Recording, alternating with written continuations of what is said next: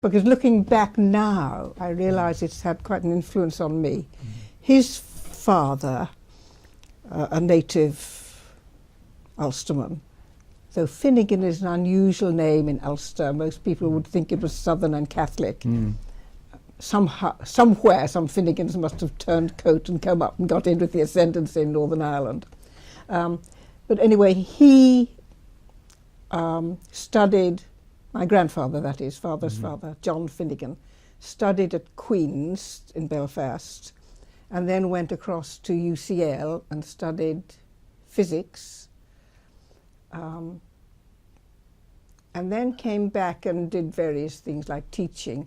But interestingly, and this is what I look back to particularly, became the first secretary, a senior officer like registrar of Queen's University, just after it became properly open to people from all traditions, in other words, Catholics as well as Protestants. In theory it had been, but 1908 to 1909 was when it really did. And my grandfather, John Finnegan, stayed there for 16 years, and that was the period in which there were these huge challenges of opening to all sections of the community. And he, it was said, was really the guiding hand that led that. And they were a very obviously open-minded and international family, because I know my father grew up with a German governess, and that also very much influenced him all his life, because he was a German speaker, well, up to a point. And then my father, first of all, did classics at Queen's, and then went across to Cambridge to do a sort of second top-up degree. And I think he wondered about going into the church and doing theology, but actually didn't. Taught for a while in a school, and then went to Magee College.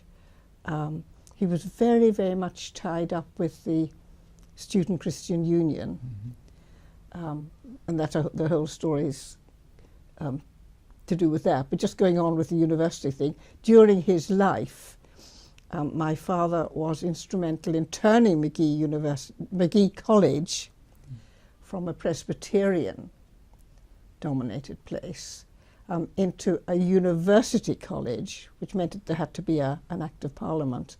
This was later after the war, which was then open to all sections of the community and Catholics. And he had to work very, very hard to do that.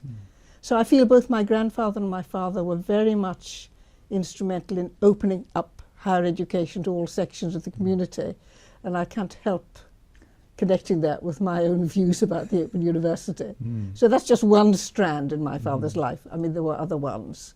Other important strands worth mentioning? Well, there were two other important strands.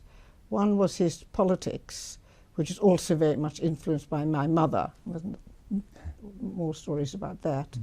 That they were both very concerned, again, to bring Catholic and Protestant together, which was not a bit easy in the north of Ireland.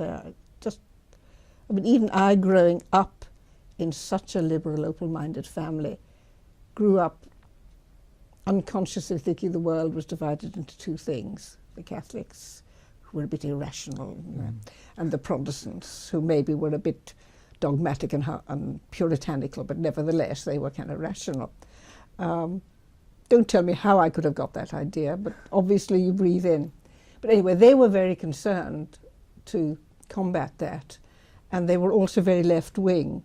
And one of the things they did in the 30s was to build up, really for the first time in Derry, which was the second city of Northern Ireland, a Labour Party which was across Catholic and Protestant.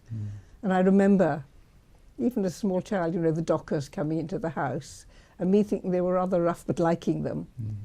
And they did a great deal, my parents, to try to get better conditions for the Dockers, who had no health and safety or proper equipment. They were always getting injured.